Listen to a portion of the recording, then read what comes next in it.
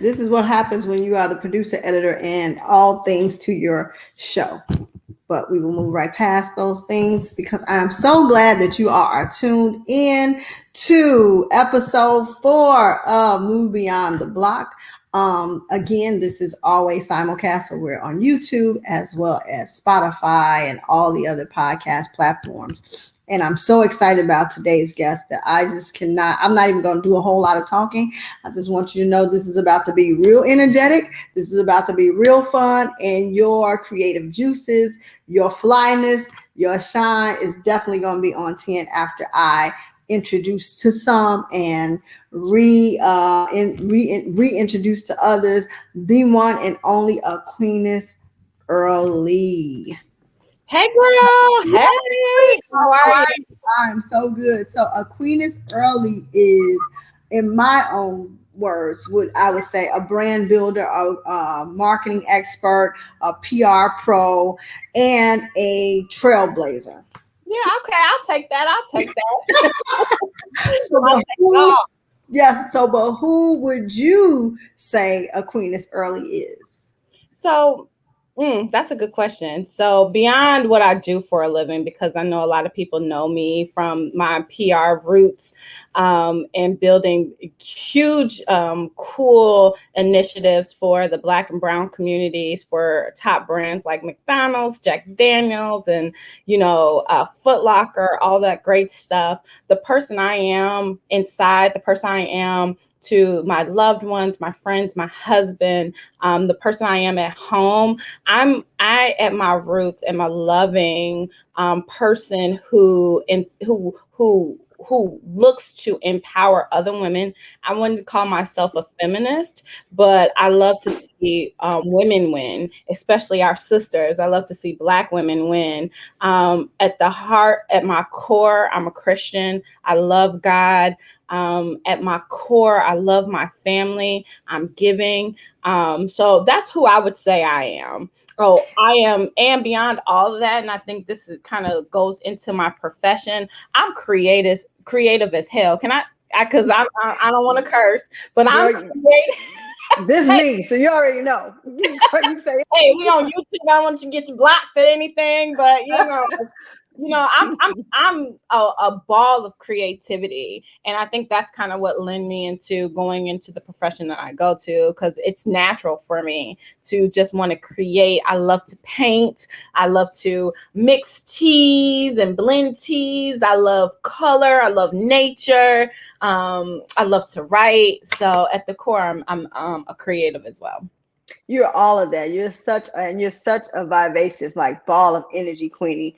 Given that I did meet you when you were pretty young, right? Well, we all were young, but I think you were just coming out of college, right? And you had all of these ideas. Like, you are a person who sees opportunity and seizes opportunity when you see it. And so I think all of the things that you just said fuel you. And I would love for you to share. Like I said, I met you and you were just coming out of college, but you had done some pretty trailblazing things. Like, you founded a whole organization on your college campus, right?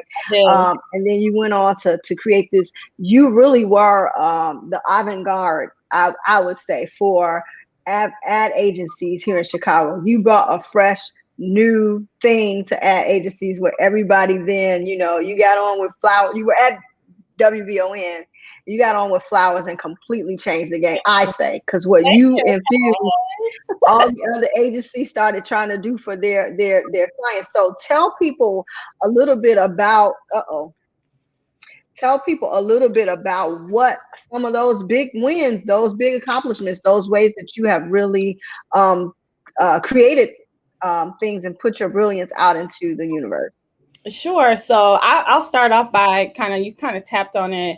That whole trailblazing journey of mine started in college when I started Xi Kappa Psi Sorority Incorporated. And it is a Greek letter organization, a sorority, with the basis and the foundation, our guiding principle, or our founding principle is to create a common ground upon which all women can stand. So I had that embedded in me to empower women way back then.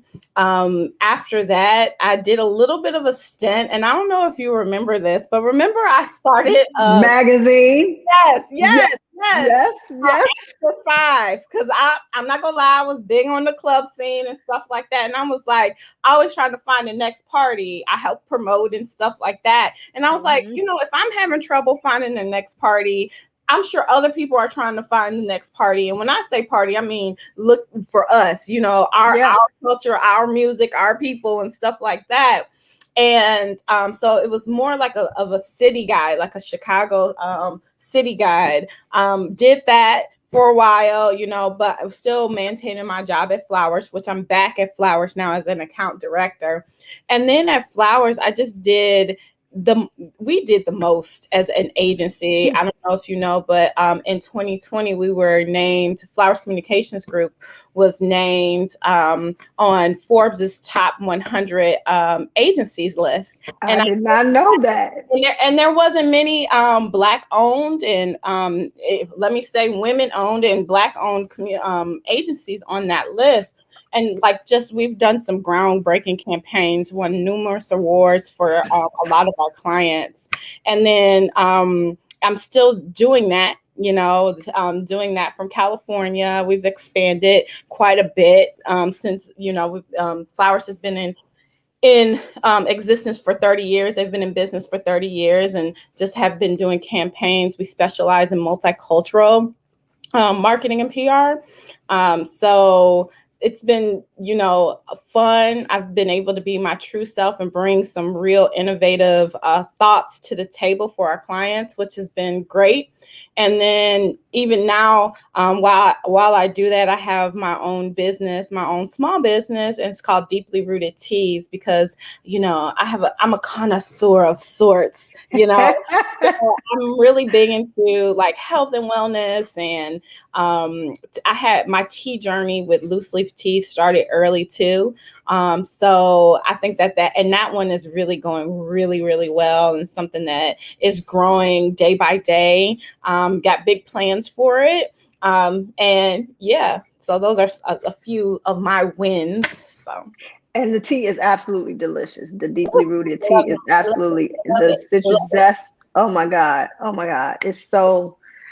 It's amazing. So if you have not, please do. We'll tell people how they can get to the teas and all that, right? We'll tell them that before I let you go. I'll make sure you direct people that. So I just consider myself blessed to have watched you as you were creating these things. The saying of iron sharpens iron. When you're around creativity, you're around that kind of energy, everybody is feeding off of each other's energy. And it was just a great time to witness you and to the ideas that you had. But we all know we don't just get to be our fabulous selves overnight, right? We have a lot that we have to. Let me just go back to say, creating and starting a sorority on a campus is not a small feat. I just want to rewind and go back to that.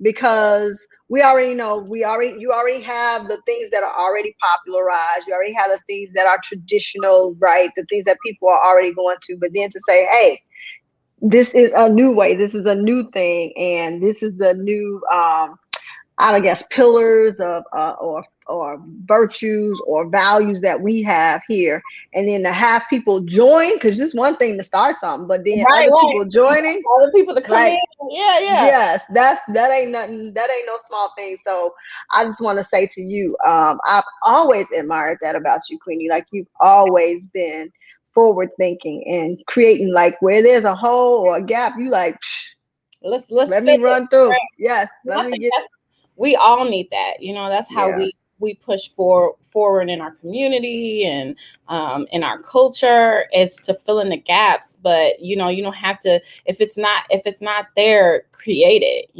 So I'm a firm believer in that, for sure. And you've done that. So tell me this: what blocks have you had to overcome?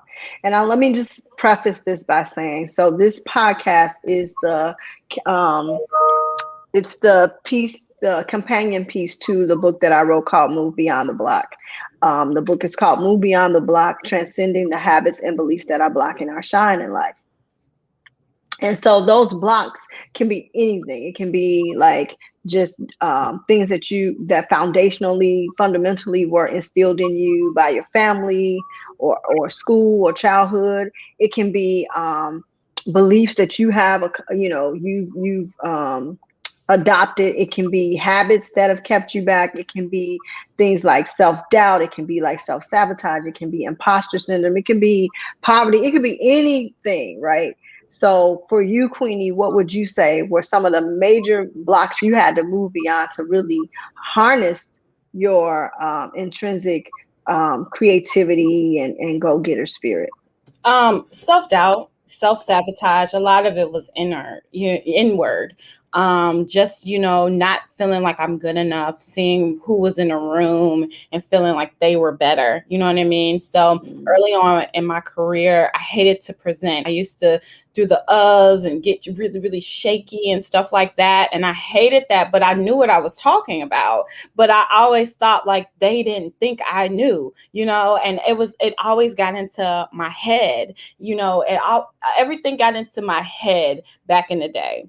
Or being quiet at a brainstorm because maybe that idea is a stupid idea. And when I learned to open my mouth and then learn and gain more confidence in what I was saying or in not caring about how other people thought about me, that's when I was able to move beyond the block, right? And move forward, because it would be like, why didn't you say nothing? Or something happened in that conference room. And I'm like, that's not a good idea, but let it ride because I was the most junior person in the room. But then when I thought about it later and said, yeah, I didn't think it was going to work. It's like, well, why you didn't say anything? And it's like, because I don't know, like that doubt. So just going out there, I sat on my tea business for a long time thinking, oh, there's a whole bunch of different teas out there. How am I going to break through the market? Why do this? Nobody's going to want to buy tea from me. And, I'm not a herbalist, like stuff like that. And I sat on that idea for years, Keisha. And literally, the reason why it came to be what it came to be was because I did it.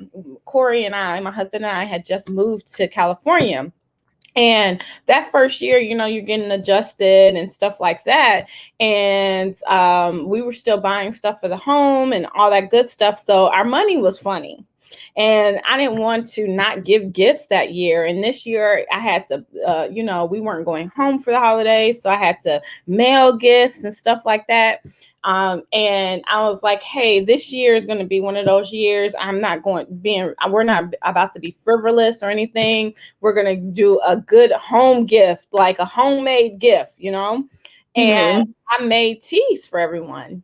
And I bought like bulk herbs and stuff, and I made these teas for everyone. And after that, everyone was like, hey, I ran out of tea. Can you make me some more? And I'm like, there is no more. Like, that was like my little holiday project. And everyone I gave tea to was asking for more. And I was like, well, maybe, but I probably wouldn't have done that, had I not been in a situation where how do I still, cherish my loved ones, let them know that I'm thinking about them, let me do something thoughtful.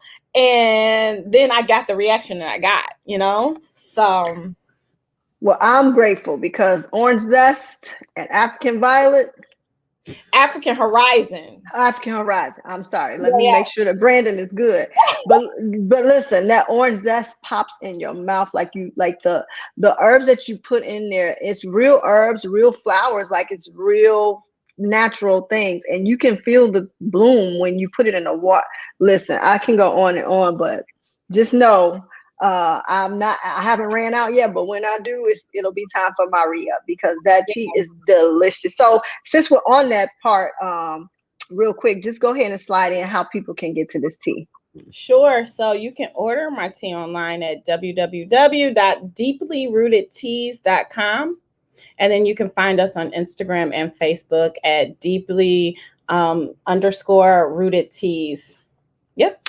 Yeah, so the fact that deeplyrootedtees.com was available to you, Queenie, you know that was all for you, because that deeply rooted is not you know what I mean? That's everybody's talking about rooted and this, that, and the third. The fact that was waiting for you to move beyond that block. Girl, it came to me in a dream. I had a whole nother name. And then wow. it was like, I have prophetic dreams, and that's how God speaks to me in my sleep. And he, like, yeah, it was a dream, and it was like deeply rooted teas. Girl, I was going on a whole, because you know, I'm all about the culture, right? And from professional to personal. And so I was like, the original name, which, I ain't stupid, because I trademarked this name too. It's mine too, just in case. But the original name was Graffiti, like graffiti. Oh, yes. The culture. I love it. So I was running with that one for a while. I had logos mocked up and everything. And I went to bed and woke up, and it was like deeply rooted teas. And it did something to my soul. And I was like, no, that's probably taken. Like, that's a common name, and who wouldn't put that with T? It wasn't. And I was like, what? So the fact that you said that's confirmation that it really was for me. Yeah, it's divine. Everything we, when we do things in order and alignment, for you, it may be prophetic dreams. For others, it just may be that very crystal clear feeling in your gut, like however it is, spirit speaks to you. When we listen to it, then we know it's already lined up for us. It's what is for us. Yeah. But that graffiti, that is dope. So that should be like in the future, maybe it's a junior. Yeah, maybe it's a junior line, like the House of Darion has their junior line or something like that. But yeah, and maybe you unleash some little flavor, graffiti flavors, doing like Black History Month. Music History Month or something like that next year. Yeah, I know your brain, how your brain work. I know you already all over it.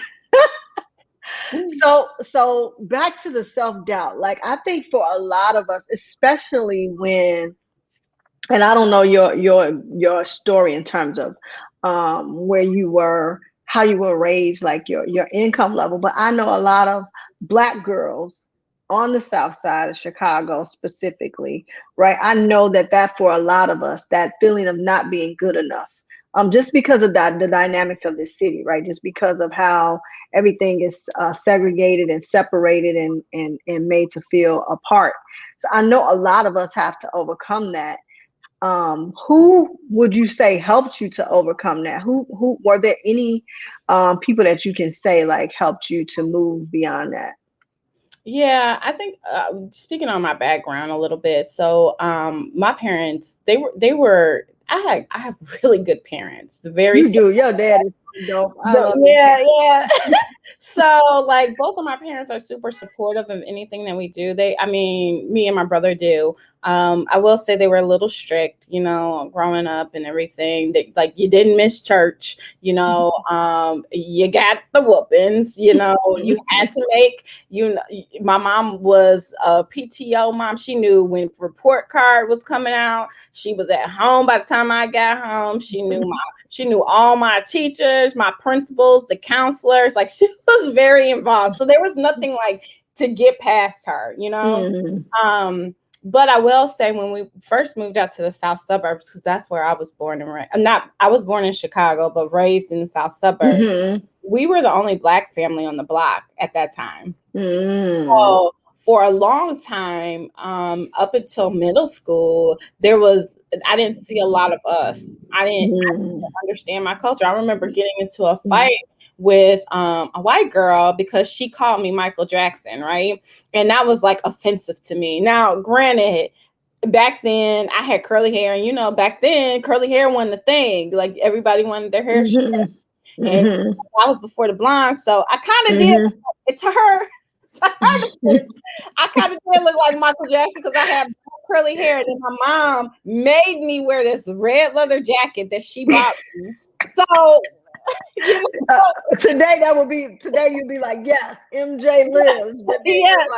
you're like, Uh-uh. who's that? Right, right. So I always had to come up on that, like maybe, maybe there's some roots there that stem from not feeling good enough because I didn't see me often, up until middle school. I could say that I was probably afraid of Black people. And even when it was when I went to a more diverse middle school, and that's sixth grade, right? So I didn't have a lot of Black friends up until sixth grade. And Wow. there was some culture shock when I got to sixth grade. And that's kind of like weird because then I really felt like I didn't fit in because in the more diverse up until sixth grade, I was going to a predominantly white school and lived we were still the only Black family on the block. So I only had white friends.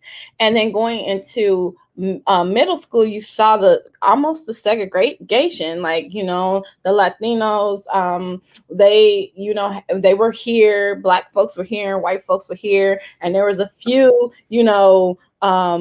white folks that went to the Black, but just a few, and a few Black to the white groups. And I was one of those few. And it's just like, but this didn't seem right. You know what I mean? So I feel like even there, I was not really belonging, then it became really clear that the conversations that I was having and the experiences that I was having, the people around me, the white people around me, couldn't relate to it. But then the Black people, I couldn't relate to them because I didn't understand where they came up. So it was a bit of adjustment for a while. You know what I mean? Like by high school, it was like I started to identify with Black culture and understanding who I am, becoming more aware of the differences. You know what I mean? So I think a little bit of that that's probably where a lot of it came, because heck, to me, you could say that I didn't know myself. So there was self-doubt, and here my parents are, they lived in Gary, Indiana. And when they had kids, they wanted a better life. So it was common to go to the south suburbs or go to a white area, So I think that that's probably where a lot of it was rooted, and not feeling good enough, or not having doubt within myself. Yeah. So who would you say helped you come out of that, like to move past it? Well, I feel like when my Or mom, what? I'm sorry. Who or yeah, what? who or what, I feel like my mom, when she like zoned into my struggle, she did a better job at helping me navigate that and be a proud Black woman. When I was becoming more boisterous about what I was going through, right? So my mother, I had a lot of mentors in my life. Dina Balfour, remember Dina? Yes. I even give Latrice Spann. She was a mentor in my life that helped me recognize the value of a Black woman. Christina Steed, Danielle Davis, Michelle, all of these people in my life, I've had a good vision of great, powerful Black women that have helped me realize our worth. Our worth. And you spoke earlier, and we didn't even really get into it, but you spoke earlier about working for Flowers Communications Group and the fact that it is Black woman owned, founded, Black woman led. Obviously it is multicultural, and you all have a great diverse staff, but Black woman led, with the major leadership being Black women. You can't help but to, if those Black women are deeply rooted, as you say, and open to growth and healing themselves, then obviously it can nurture a space for someone like you, who speaks about having prophetic dreams, who speaks about keeping it real for the culture, or doing everything for the culture. Like, that's not a space you can be in right? You That's can't be that play. You can't be that way in every space. So big ups to that type of environment. Big ups to that agency, and big ups to I will Christina Steed is a board member of my organization, Girls Like Me Project. So we have that in common. But yeah, it's been marvelous watching you, Queenie. And I'm so honored. For me, you know, my how I feel about Black women and how I feel about the culture and how I feel about our responsibility and accountability for one another. So it really makes me feel good to hear you say that Black women were those who gave you the fortitude and the nurturing that you needed to really come into your own and really prosper and thrive. So that's always dope to hear. And so you move beyond that block. What would you say that because none of our work is done, right? We're never right. done growing, like this journey is ever going. So what would you say today is, if you could be vulnerable for a second, what would you say today is the block that you're moving beyond today Hmm. as an entrepreneur, as this kind of cultural influencer, this marketing expert, as you make your way, and Hmm. as a wife too, right? Yeah. I mean, I think, like you say, your journey never, you continue to grow, right? I guess maybe not be stagnant. You know what I mean? Continue to redefine, continue to find those. Remember, we talked early on, we talked about finding those holes to plug in, Mhm. continuing to give back. One thing I will say, like with the whole pandemic and stuff like that, it put my priorities in place. And some not that, you know, chasing your dream and stuff is superficial, but when it's like tied to like superficial stuff like money and stuff like that, I think we can get sidetracked. And this the one thing that I think that I need to move beyond is remembering the simple things um Mhm. are the ones that are most important, and feeding into that instead of that, you know. So, Mhm. you know, it didn't matter. There was moments in 2020 that it didn't matter what my title was. Mhm. You know, it mattered that I was at home safe and healthy with my husband.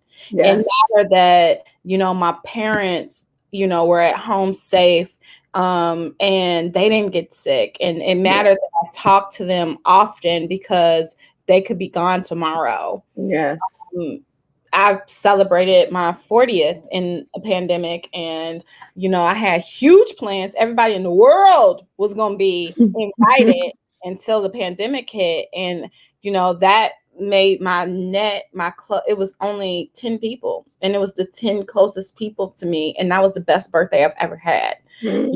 Um, and because it was filled with those who I truly love and truly connect with, and remembering that, you know, remembering that it doesn't matter. You'll get that, like the superficial stuff will come to your point, Mhm. and you walk in your divine order, because it's your divine order, but Mhm. not not forgetting those people who helped you on the way, who have supported you on the way, and making sure that they have most of your time. Because a lot of Yeah. times my job and all those other side projects get most of my time in the past. But now I'm learning to put boundaries on that stuff and give my time to what really matters, and that's my family and my friends. Yeah, and I would just venture to say you're not alone in that, and we saw that so much of that in the pandemic. More people having to get deeply rooted, right? More people having to understand what is real, what's important, and really at the end of the day, what at the end of the day, what is it that matters most? What in your last hours, like if this is the last hours of your life, what are the things that are real? Because that's what we were up against a, this could possibly be my last hour, right? I don't Everybody. know, yeah, I don't know if you know whether you contracted COVID, whether you were caught in some kind of civil unrest, whether it was social injustices you were facing. Like we all were in that moment of like, this could be it, right? So Last question, because I know we do have to wrap up, Queenie. I do want to ask you. So, we talked about all the things that you've accomplished, and we just talked about what matters most, right, in those things. And I think when we are able to really um, stay in gratitude and really embrace and cherish those things that are most important, then the shine naturally comes. When you're walking in your divine, the things natural come, like your tea naturally makes this debut and is a great tea and popularized, right? Um, the shine that people that are blocking people is this feeling. It's not, people think that it's like big bank accounts, big cars, all this recognition, but the shine is really this feeling of fulfillment, this feeling of recognizing for yourself your talents and your gifts, a feeling that you're good enough, right? Yeah. A feeling of just being who you are, showing up as enough, not having to perform or to go out and do anything. So we talked earlier about supporting other Black women. What is it that you desire for all Black women, the shine you desire for all Black women? Stop hating on each other. Like, it's, I mean, just learn to love one another. It's not a competition. You know, I always think about this, and this maybe come from my sorority roots. When you lock arms and you're hand in hand, that's a force. That's a force when you're with your sister, and remind us that we're not in competition. We most of the times we are put from a professional standpoint in competition with one another, or I'm not even gonna go down that whole Kevin Samuels thing and him rating you and stuff like that. And that's disgusting. But we need to lock arms. We need to be there for our sisters, help our sisters, understand that we're stronger together than us, tearing each other down. And we do that. You see these housewives, you see stuff like that, people taking each other's man. Like, come on now. Our community, we are the birthplace of our community. We are the ones that bear the children. We are the community. We need to act like that. Keep your community tight. And that's the only way you're going to keep your community tight, is see another sister and help her. Absolutely, because I'm so glad you said that. A lot of these are so just just manufactured beefs, right? And I said beefs because the culture, but these are just manufactured things that make you compete, like trying to get a job. That's some capitalistic stuff that's making you feel like you got to compete. A man telling you what his preferences are, or whatever, making you feel like you got to compete for that. When at the end of the day, if we all just stood up in who we are and shine, then you would see that there is no competition, because there's nobody like you at all, right? And I will say to other women to stop feeding into those competitive beefs. So when, like, say for instance, if I saw another young lady, another sister and another sister into it, or I saw that there could potentially be some competition, that I don't feed it, that I don't say, oh, did you see what Queenie did? She did this. And like, I'm rooting for Queenie, Versus is a prime example of what you're talking about, this need to compete. Like, versus is supposed to be just like a versus, but a celebration, right?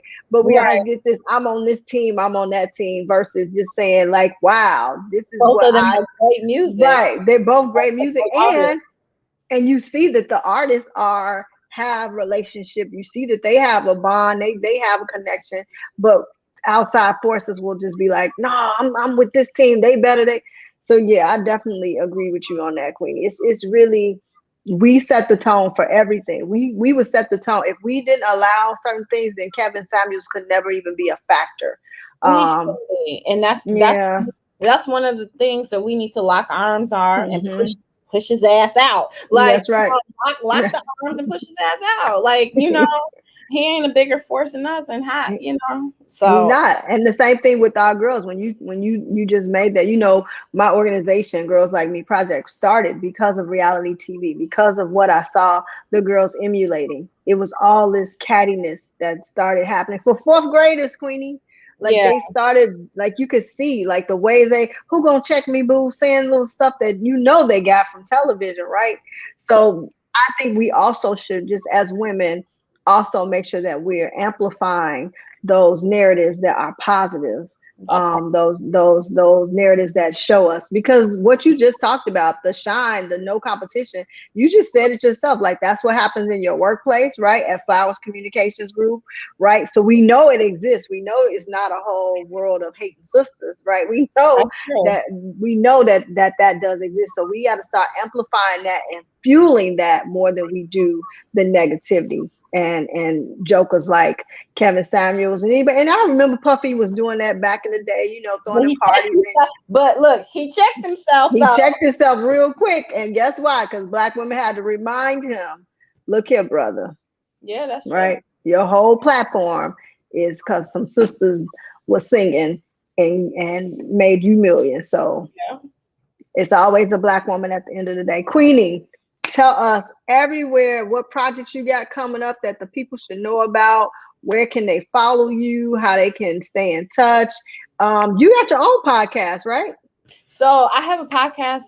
It's called Flowing with Queenie and Danny, and it's the podcast for Flowers Communications Group. So you can go to explorefcg.com and hear some of those episodes, and we kind of talk about multicultural marketing and how brands, that whole intersection between brands and our Black and Brown communities, right? So we get deep. So check that out. Obviously, you can catch me on LinkedIn at Aquinas Early. And then, hey, Deeply Rooted Teas. If you want some tea, you want that, you want some health benefits and enjoy some good tea, deeplyrootedteas.com. Yes, and I'm gonna go and make me some. Now it's gonna have to be iced tea because thank God Chicago is finally experiencing our beginning spring. We just not getting the kick into spring, so I'm gonna go make me some iced tea.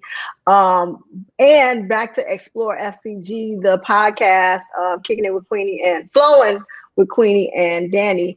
I was a guest on that. I loved it. I would love to be back. So have me back, because it's a I lot got to talk you. about. It's a lot Yeah. to talk about. But Queenie, I just want to say to you, and I'm saying Queenie, her name is Aquinas Early, but she is indeed our Queenie. Anybody that knows her is just, but the royalty that you exude, Queenie, Take me there. Take me there. See, that's yes, honey, give me my time. the royalty that you exude, right? The integrity that you exude, your flowing energy is so radiant, Queenie. And I just know you have so much more brilliance that's in you that hasn't even come out yet. That's brewing like your tea. And I just wish for you all of the success that's coming your way and all that shine. May you receive love as your shine. May unrefutable love, just an abundance of it, an overflow of love, and all the spaces you walk, all the spaces you hold, that is always filled with love, because that's your spirit. And I'm so proud of you, and I'm so And I'm proud of grateful. you too, girl. I'll be Thank looking at you you. like, okay, here she go, move her and shake it, move her and shake her. Oh shoot, she got this. Oh shoot, they got that. And I'm team hubby and wife team for Yes, stuff. yes. Black love. Look, I'm so excited because we're about to celebrate our 20th year anniversary. Blessing. Yeah, so I'm so excited. And I say I'm mentioning him too because you've just been supportive, Queenie. Everybody, like, you've been someone that like put people on in so many ways. Oh, so I just see your message. So we so I'm gonna say thank you again, and I will be following you, and we'll be sharing this out so other people can follow you. Thank you again, Aquinas Early, for joining Move Beyond Thank the you for Block. having me. Absolutely. Take See care. ya. Love you. Love you Bye too. bye. So yes, y'all, thank you so much for joining this episode. Again, share it, like it. If you've heard anything at all that resonates with you, if you want to taste those teas, follow Queenie at deeply_rooted teas on Instagram. You can also find her for professional and career trajectory on LinkedIn. And you can always stay right here for more Move Beyond the Block wherever you're listening to this, whether you're on a podcast platform or you're on YouTube. You can always check back here for more. I am Lakeisha Gray-Sewell, the author of Move Beyond the Block and the host of this podcast. Thank you so much. Looking forward to seeing you all again, or you seeing me again, or however this goes, right? And having more phenomenal, powerful guests who all can share with us their journey to moving beyond the block. You all take care. Bye-bye.